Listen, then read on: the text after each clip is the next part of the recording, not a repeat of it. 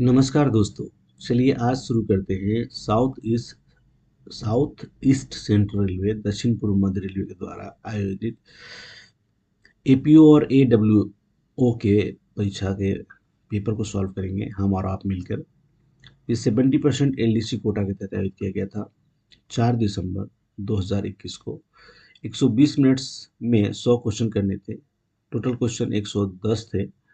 तो चलिए स्क्रीन पे है आपके इंस्ट्रक्शन जो पढ़ना बहुत आवश्यक है। इसके बाद हम लोग चलेंगे क्वेश्चन नंबर 1 पे। इस पेपर को जो शेयर किया है वो हैं भास्कर गुहा जी और कृष्ण राय जी।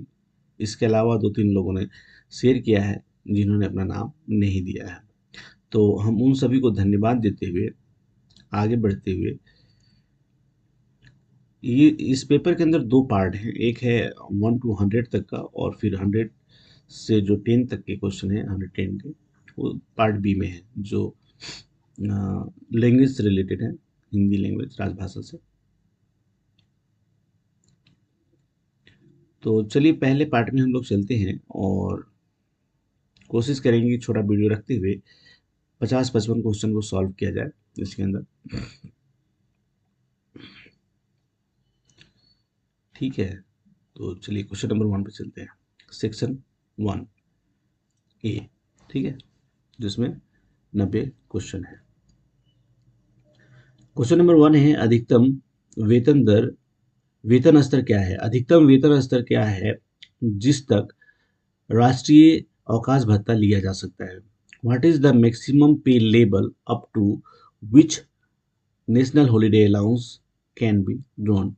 तो ये लेवल 8 तक नॉन गजट तक के लिए है जो ऑप्शन सी में है। ठीक है, ये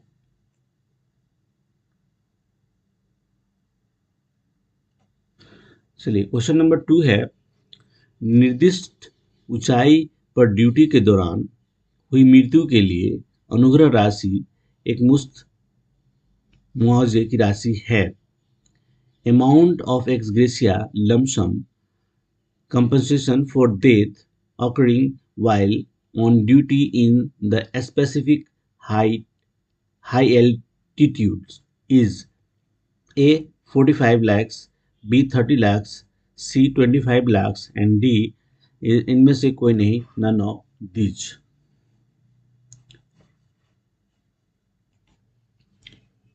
ऑप्शन डी होगा इनमें से कोई नहीं। एक्चुअली 35 लैक्स होने चाहिए। ठीक है, देखिए कार्य के निष्पादन के दौरान दुर्घटना के कारण मृत्यु होने पे 25 लाख रुपए है। कार्य निष्पादन के दौरान आतंकवादी या असामाजिक तत्वों को हिंसा के कारण मृत्यु होने पे भी 25 लाख है। सीमा पर मुठभेड़ और आतंकवादी गतिविधियों आदि के विरुद्ध कार्रवाई के दौरान मृत्यु होने पे 35 लैक्स हैं। बी निर्दिष्ट अति ऊंचाई वाले और अगम्य सीमा पोस्टों पर कर्तव्य निर्वहन के समय प्राकृतिक आपदा या अत्यंत खराब मौसम के कारण मृत्यु होने पे 35 लाख है। ठीक है, यह युद्ध जैसी स्थिति युद्ध जैसी स्थिति के लिए 45 लाख है, सॉरी। तो जो अत्यंत मतलब ऊंचाई वाले स्थान हैं जहाँ पे कार निष्पादन मुश्किल है, उसके लिए 35 लाख है। ठीक है, तो ऑप्शन इसके अंदर D is the right answer. चलिए क्वेश्चन नंबर 3 को देखते हैं। अतिरिक्त पद भत्ता तभी स्वीकार है जब अतिरिक्त प्रभार की अवधि 45 डेज से अधिक हो। यानी कि ऑप्शन को देखते हैं, कम से कम 45 दिन के लिए, तो ये गलत हो जाएगा। 45 दिन से अधिक के लिए एक्सीड 45 डेज, एक्सीड्स 45 डेज, तो यही सही आंसर होगा।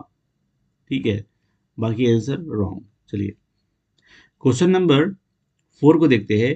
रेलवे कर्मचारी की अनुशासनात्मक कार्यवाही के दौरान मृत्यु होने पर आरएसडी यानी कि railway service conduct discipline and appeal rules जो है के तहत एक रेलवे कर्मचारी के खिलाफ अनुशासनात्मक मामले कैसे निपटाते हैं?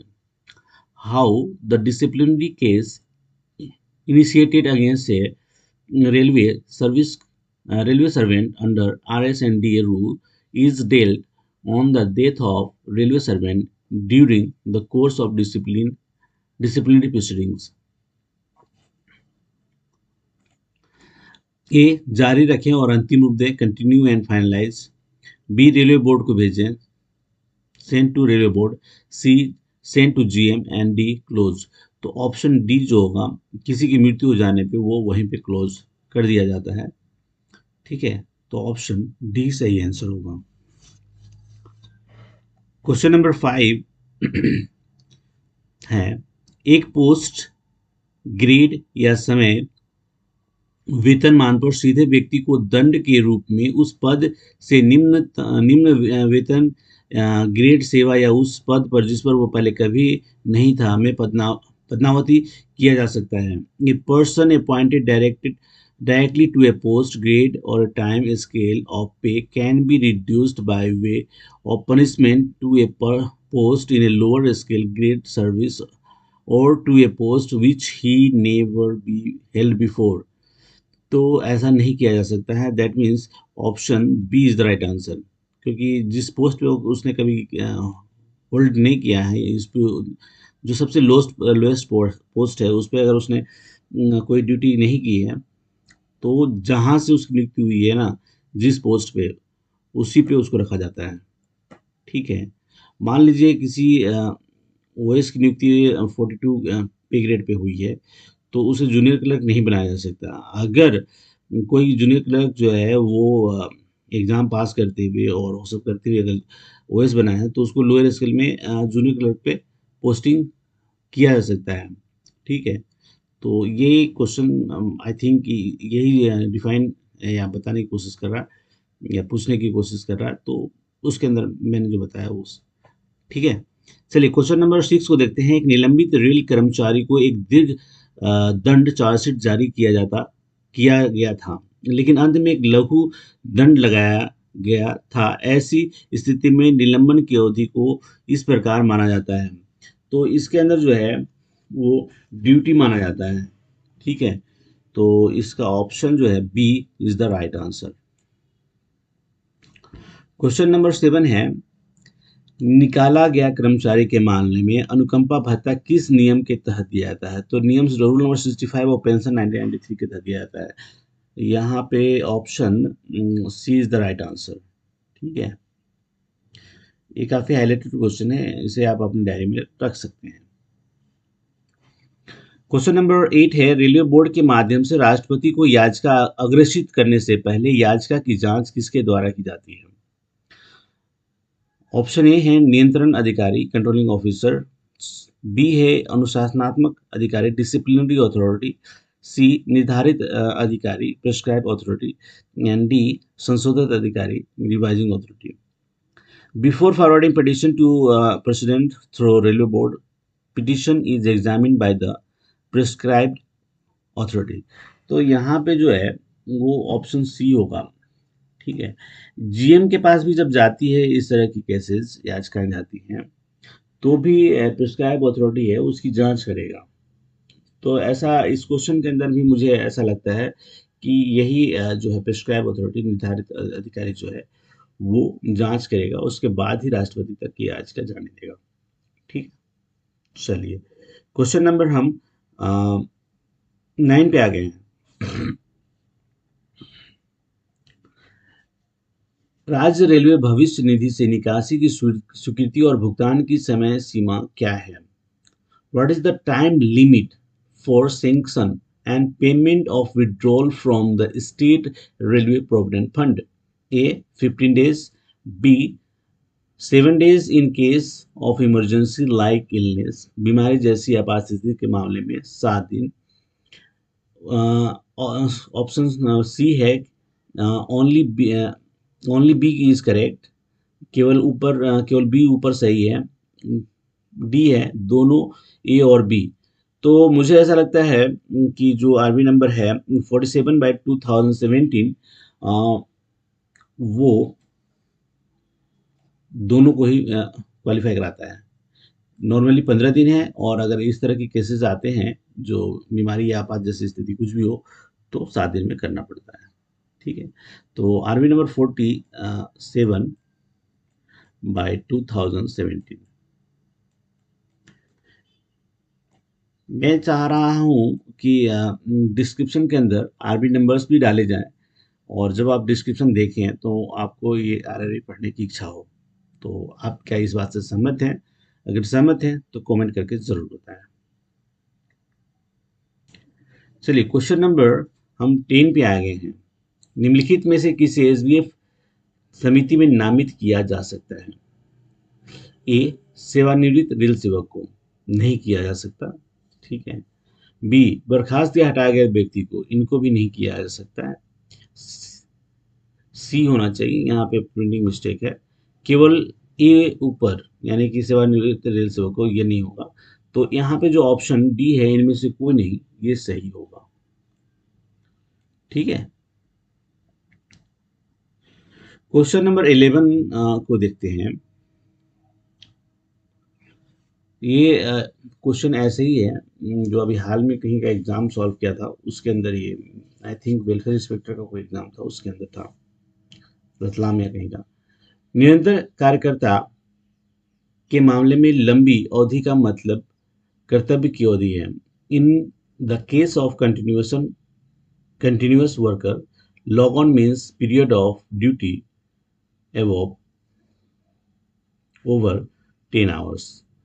तो ऑप्शन जो बी है वो सही है। फिर से एक बार समझने की कोशिश करते हैं। Log on means a period of duty over 8 hour in case of intensive worker, 10 hours in continuous worker, and 12 hour in essential intermittent. Okay, 8 hours for intensive worker, 10 hours for continuous worker, and 12 hours for essential intermittent worker. ठीक है। चलिए question number हम 12 को देखेंगे। कर्मचारी के किस वर्गीकरण के लिए ओवरटाइम की गणना के उद्देश्य से औसत अवधि द्विसाप्ताहिक है? ठीक है। For which classification of staff averaging period for the purpose of calculating overtime is by weekly. तो ऑप्शन ए है कंटिन्यूअस, बी है इन एसेंशियली इंटरमीडिएट या आवश्यक रूप से अंतरायिक, और सी है इंटेंसिव यानी कि गहन। इनमें से कोई नहीं। देखिए मेरा जो नॉलेज कहता है कि ऑप्शन डी सही होना चाहिए, क्योंकि कुछ पोस्ट हैं जिनके लिए बाई वीकली कैलकुलेटिंग किया जाता है। तो एसेंशियली में भी हैं, कंटिन्यूस में भी हैं, और इंटेंसिव में मुझे ध्यान नहीं है। तो एक बार फिर से इसको पढ़ के क्लियर किया जाएगा। तब तक के लिए जो मुझे जो आंसर नज़र आता है वो नन ऑफ द एबव सही होना चाहिए। तो इसे होल्ड पे डालते हुए आप अपने ज्ञान का परीक्षण करते हुए इसे होल्ड पे भी डालते हैं और ऑप्शन डी को भी साथ में रखते हैं। चलिए क्वेश्चन नंबर 13 क्या कहता है? जेड श्रेणी के शहरों में HRA यानी कि हाउस रेंट का जो अलाउंस है कि न्यूनतम दर क्या है? What is the minimum rate of HRA in Z class cities? तो ये 1800 रुपया मिनिमम हुआ करता था। ये इस तरह था XYZ के लिए जो था।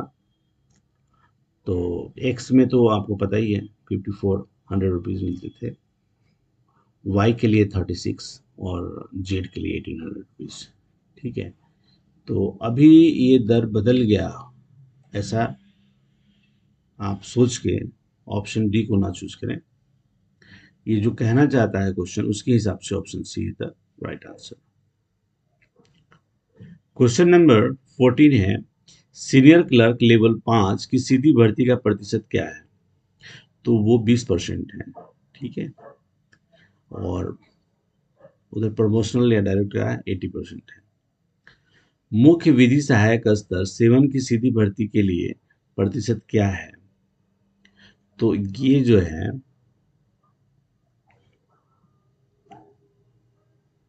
ये 60% है। ठीक है, यही सही आंसर होगा। एक वर्ष के लिए आर्मी पैनल का विस्तार करने के लिए सक्षम पदाधिकारी जीएम है। ठीक है, सी। एचआरए कितने महीने तक दे है यदि कोई कर्मचारी छुट्टी पर है और बिना चिकित्सा के है, तो वो 6 महीने तक दे है, और अगर चिकित्सा है तो 4 महीने और बढ़ जाएंगे। ठीक है। क्वेश्चन नंबर 18 कहता है लेवल 5 कर्मचारियों के स्थानांतरण पर व्यक्तिगत प्रभाव के परिवहन की वर्तमान दर क्या है? तो ये 25 रुपये है। ठीक है, और मिनिमम जो है वो 15 रुपये है और मैक्सिमम जो है वो 50 रुपये है। ठीक है, तो यहाँ पे यही सही आंसर होगा। क्वेश्चन नंबर 19 कहता है कि वर्तमान में कितने FMA फिक्स्ड मेडिकल अलाउंस की अनुमति है? तो अभी जो है वो 1000 रुपये ही है। ठीक है। क्वेश्चन नंबर 20 है पेंशन का न्यूनतम सारांशीकरण क्या है? Minimum communication of pension is, तो मैक्सिमम जो है वो 40% है, मिनिमम कुछ भी कर सकते हैं। ठीक है, तो option D is the right answer. निम्नलिखित में से कौन सा निलंबित कर्मचारी के नियम भत्ते की कटौती की अनुमति नहीं है? तो प्रोविडेंट फंड की अनुमति नहीं है। ठीक है, तो option C is the right answer. अगले वर्ष का सुविधा पास कितने दिन पहले जारी किया जा सकता है? तो 120 दिन पहले जारी किया जा सकता है। Option A is the right answer. पास पर साथी की सुविधा है। पास पर साथी की सुविधा है। Facility of A companion on pass is on complimentary or a video pass. It is in lieu of the facility of attendant. C both A and B and D is none of the above. तो जो मेरी समझ है उसके हिसाब से option सी सही रहेगा। ठीक है। ट्रेड टेस्ट में मौखिक के लिए कुल अंक हैं। Total marks for oral in trade test are 40। Option C is the right answer. Railway में पोस्ट आधारित रोस्टर कब लागू किए गए थे? When where the post based roster is implemented in railway? तो ऑप्शन ए है 22/8/1997, बी है 21/8/1997 और सी है 20/8/1997। डी इनमें से कोई नहीं। ये चारों मतलब तीन जो ऑप्शन हैं ये काफ़ी क्लोज हैं। अगर आपने थोड़ी सी भी मिस की तो फिर आप मुसीबत में आ जाएंगे। तो ऑप्शन बी सही है, 21/8/1997 से लागू है। ठीक है, चलिए। पदोन्नति में ओबीसी उम्मीदवारों के लिए आरक्षण का प्रतिशत है।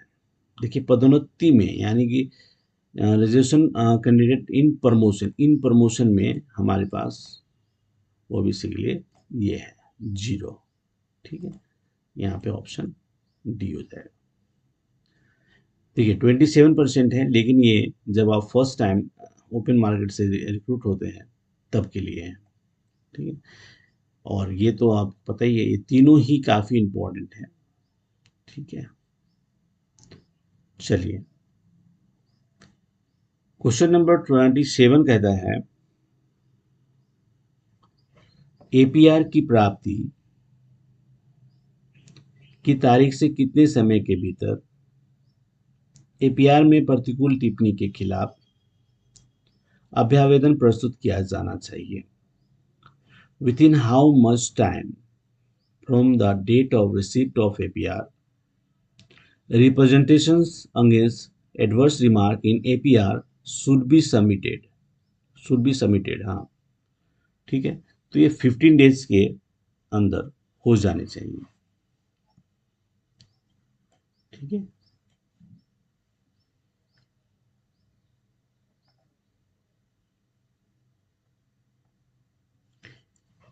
क्वेश्चन नंबर 28, जहां रिपोर्टिंग प्राधिकारी या समीक्षा करने वाले अधिकारी सेवानिवृत्त हो गया है या पद छोड़ दिया है, उसे समानतः उसके अधीन कार्यरत सभी रेल सेवकों की गोपनीय रिपोर्ट समीक्षा कितने समय के भीतर करना है।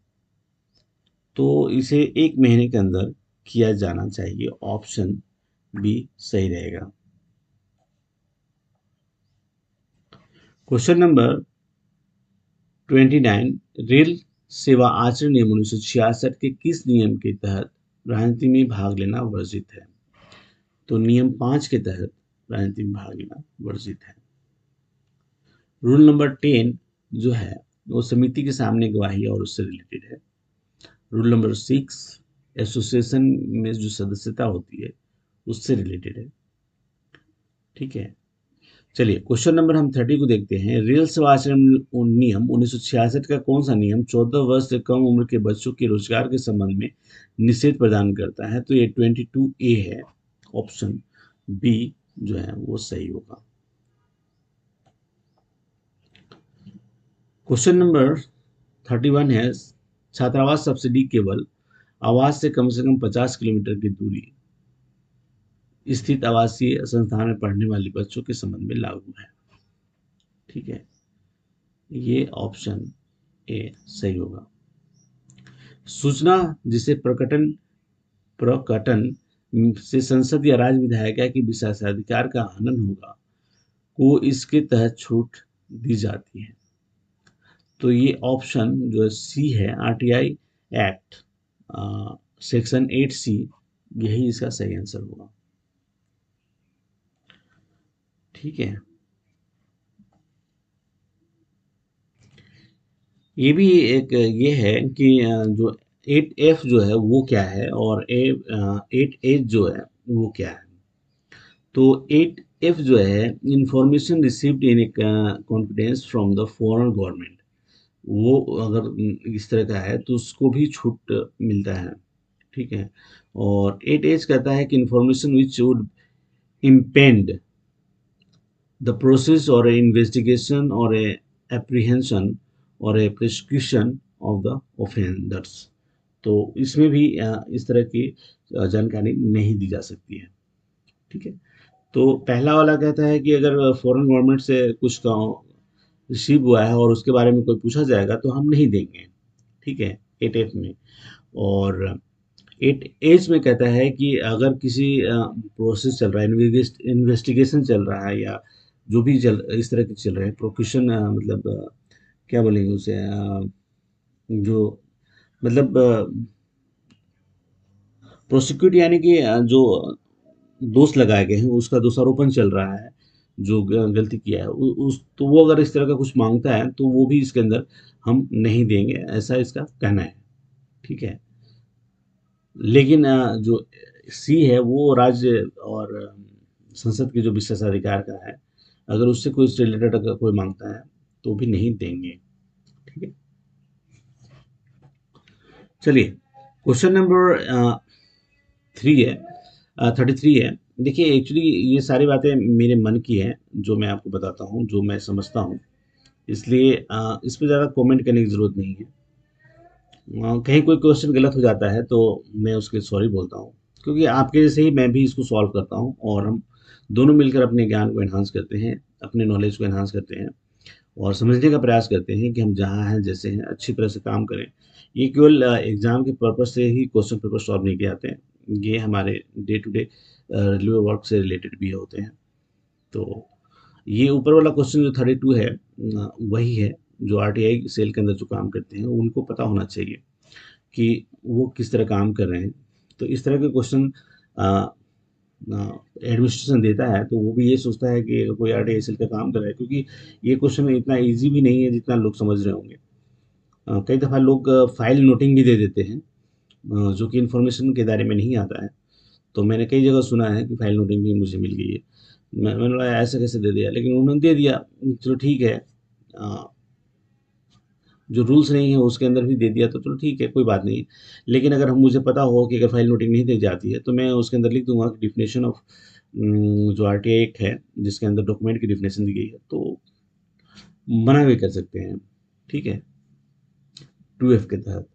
तो वो सब चीज़ें देखने जैसी है, इसलिए मैंने बोला कि आप ज़्यादा, अगर आप इससे ज़्यादा जानते हैं तो अच्छी बात है, और अगर नहीं जानते तो मैं उनके लिए हूँ जो बिल्कुल ही नहीं जानते हैं या फिर बहुत कम जानते हैं, उनके लिए थोड़ी बहुत इन्फॉर्मेशन मिल जाती है।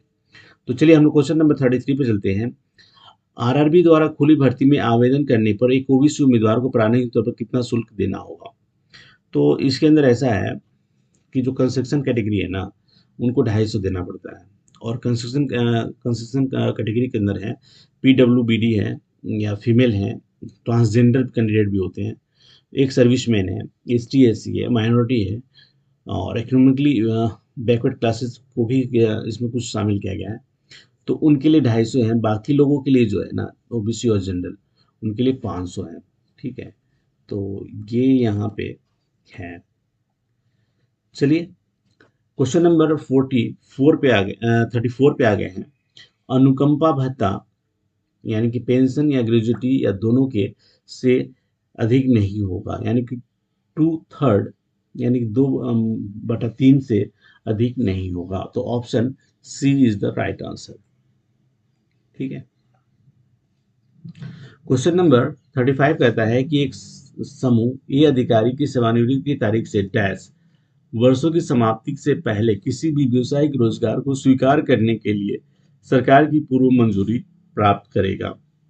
एक्चुअली मेरे हिसाब से 2 साल है, लेकिन अभी कुछ पिछले कुछ पेपर्स के सॉल्व करने के दौरान बताया गया था कि 2 साल है, फिर उनको रेक्टिफाई किया गया है, और ऑप्शन ए जो है वो 1 साल पे आ गए हैं, ठीक है। क्योंकि इसके अंदर थोड़ा कन्फ्यूजन भी है, लेकिन डीओपीटी की लेटर वगैरह को जांच करने और वो सब ये करने के बाद मेरे एक मित्र हैं, उन्होंने डिसाइड किया कि ये 1 ईयर इज क्वाइट बेटर, ठीक है। तो जो पेंशन रूल्स हैं, जिसके अंदर रेलवे के अंदर जो पेंशन रूल है, उसके अंदर यही जिक्र किया गया है, उन्होंने ऐसा मुझे बताया है। और आप जहाँ कहीं भी हैं अपनी डिस्कशन जारी रखें, लोगों से बात करें जो आपके विचार को समझते हैं, जो इस तरह की तैयारी में लगे हैं, तो आपका ज्ञान का स्तर बढ़ता रहेगा। चलिए क्वेश्चन नंबर 36 कहता है कि जो ईसीआरसी लेवल 5 के विभागीय कोटा का प्रतिशत है वो कितना है? What is the percentage of departmental quota for ECRC level 5? तो इसके अंदर ऐसा है कि 75% है। उस हिसाब से ऑप्शन बी जो है वो सही हो जाएगा। क्वेश्चन नंबर 37, निम्नलिखित में से कौन सा कथन सही है? निंदा और चेतावनी डीए नियमों के तहत सजा नहीं है, ठीक है। तो क्या ये सही है? बी, निलंबन और निंदा डीए नियमों के तहत दंड है, तो ये भी नहीं है। सस्पेंशन दंड है ही नहीं। और सेंसर और recorded warning are punishment under DA rules. तो मुझे ऑप्शन सी काफ़ी नज़दीक लगता है सही के, तो option C is the right answer, ठीक है। चलिए क्वेश्चन नंबर 38 पे आ गए हैं। गृह निर्माण अग्रिम का मूल धन और ब्याज कुल डैश समान मासिक किस्तों यानी कि ईएमआई से अधिक में वसूल नहीं किया जाएगा। The principal and interest of house building advance shall be recovered is not more than total 240 equal monthly instalment EMIs, क्योंकि ऑप्शन बी सही है, क्योंकि 180 इंस्टॉलमेंट जो है वो प्रिंसिपल जाएगा और 60 इंटरेस्ट जाएगा, तो इस हिसाब से ये 240 इंस्टॉलमेंट बनेगा, ठीक है। चलिए क्वेश्चन नंबर हम 39 को देखते हैं। देय अवकाश के दौरान रेल कर्मचारी को कितने अवकाश वेतन दिए जाएंगे? What leave salary will be paid to a railway servant during leave not due. तो leave not due is equal to LHP, ठीक है, लीव ऑन हाफ एवरेज पे, ठीक है। तो जब LHP आ गया तो वहां पे हाफ लीव सैलरी ही मिलेगी, ठीक है। कहने का मतलब आप समझ रहे हैं ना। A railway servant half average pay leave or a leave not due is entitled to leave salary equal to half the amount of specified in sub rule number 1। तो यहाँ पे जो ऑप्शन बी है वो सही होगा, ठीक है। किसी और ऑप्शन पे जाने की जरूरत नहीं है। यहाँ पे आप जो है ये ध्यान रखिएगा कि कभी कभी पूछता है, और मैंने काफी जगह देखा है कि जो लीव नॉट ड्यू किसके बराबर है, ठीक है। तो लीव नॉट ड्यू LHP के दौरान लीव हाफ एवरेज पे, तो हाफ एवरेज पे जब होगा तो ये हाफ सैलरी मिलेगी, ठीक है। चलिए क्वेश्चन नंबर हम 40 पे आ गए हैं। RTI अधिनियम 2005 के तहत 2 अप्रैल RTI के तहत आवेदन जमा करने की तारीख से 90 दिन के भीतर की जा सकती है, जो ऑप्शन ए में है, ठीक है। रनिंग स्टाफ के लिए प्रारंभिक और मनार्थ कार्य के लिए अधिकतम समय की अनुमति है। What is the maximum time allowed to preparatory and complementary work for running staff? तो ये 4 घंटे मिलने चाहिए, ऐसा मेरा मानना है। Option C is the right answer, ठीक है। Question number 42। एक रेलवे कर्मचारी की नियुक्ति को डैश कहा जाता है जब वह प्रबंधकीय या गोपनीय क्षमता में कार्यरत है। The employment of A railway servant is said to be excluded if he is employed in a managerial or a confidential capacity. It is option C is the right answer, ठीक है। Question number 43। जब कोई अन्य record उपलब्ध नहीं है तब हलफनामा के आधार पर सेवा रिकॉर्ड का पुनर्निर्माण लेखा विभाग की सहमति के साथ डैश सख्ती के तहत कर सकते हैं। तो ये जो है ये रेलवे बोर्ड के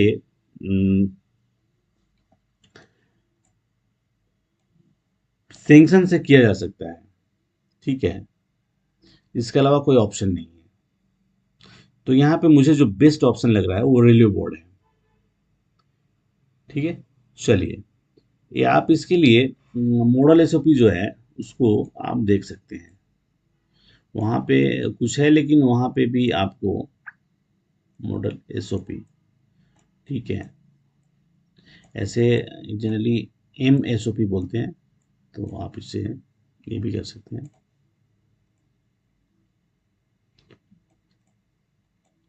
ठीक है। मॉडल SOP ये हो गया, तो उसको देख सकते हैं। चलिए क्वेश्चन नंबर 4 पे आ गए हैं। रेलवे बोर्ड द्वारा डैश नए व्यक्तियों की एवजी के रूप में, एवजी यानी कि TA एंड DK के रूप में भर्ती बंद कर दिया है। तो ये 6/8/2020 को बंद किया गया था, ठीक है। और इसके लिए एक आर्मी नंबर दिया गया था, उसके तहत ये किया गया था।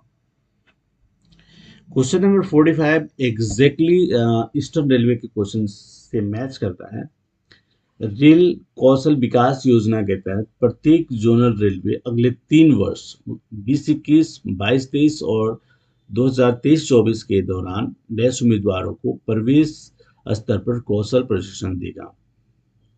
तो उस क्वेश्चन के दौरान मैंने कहा था 1000। एक्चुअली क्या है कि मैं पर ईयर के हिसाब से देख रहा था, लेकिन मुझे किसी ने करेक्ट किया था।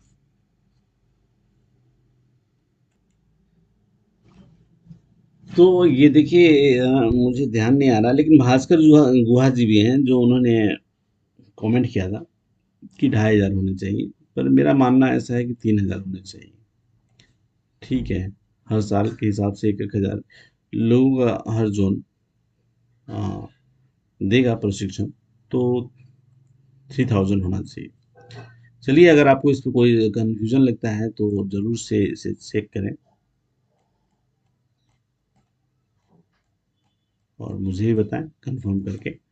ठीक है, चलिए क्वेश्चन नंबर हम 46 को देखते हैं कि वर्कमैन कंपनसेशन एक्ट के तहत अ, प्राधिकरण द्वारा पारित किए गए फैसले की अपील की जा सकती है।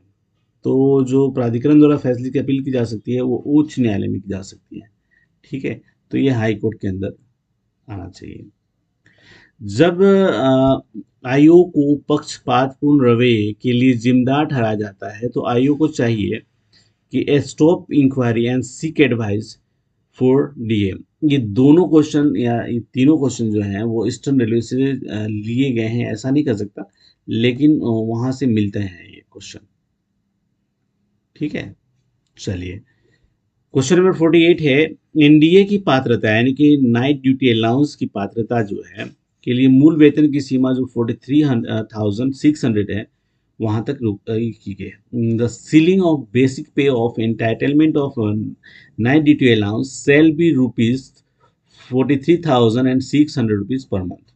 ठीक है, तो ये यहाँ पे यही इसका सही आंसर होगा, ऑप्शन बी करेक्ट होगा। ठीक है, क्वेश्चन नंबर 49 है, आईआरसी खंड 2 के अनुसार रेल कर्मचारी छुट्टी के पहले डैश दिनों की छुट्टी के दौरान एचआरए के लिए पात्र होगा। तो छुट्टी के 180 दिन का जो है ना, ये उसके हिसाब से पात्रता होगी।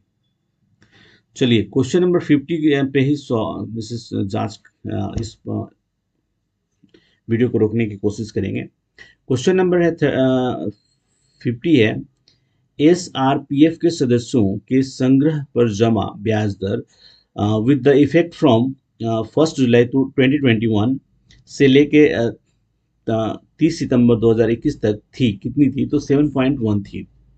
ठीक है, तो ये वीडियो काफ़ी लंबा हो गया है, फिर भी 50 क्वेश्चन हमने सॉल्व कर लिया है। एक दो क्वेश्चन और सॉल्व कर लेते हैं, लालच अच्छी बात होती है। चलिए क्वेश्चन नंबर 51 को देखते हैं। आरबी नंबर 203/2018 के अनुसार एनबीआर के तहत तत्काल जूनियर से जोड़ने की आवश्यकता नहीं है यदि उस जूनियर को डैश कारण से छोड़ा गया हो। ठीक है, ऑप्शन ए है रीजन ऑफ इनएफिशिएंसी और unsuitability, B reason of leave serving outside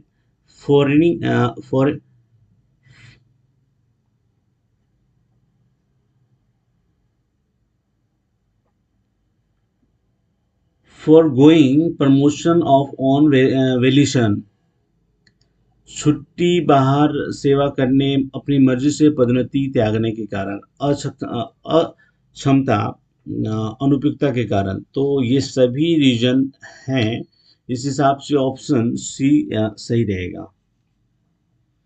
ठीक है, एक और क्वेश्चन को सॉल्व करके इसे विराम देते हैं।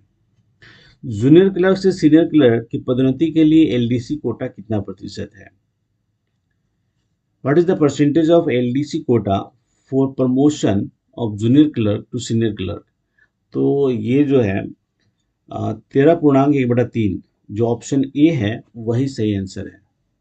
ठीक है, तो चलिए इस वीडियो में यहीं तक। नेक्स्ट वीडियो में 53 से आगे क्वेश्चन को सॉल्व करेंगे, और यहाँ तक बने रहने के लिए आपका धन्यवाद। Thank you so much.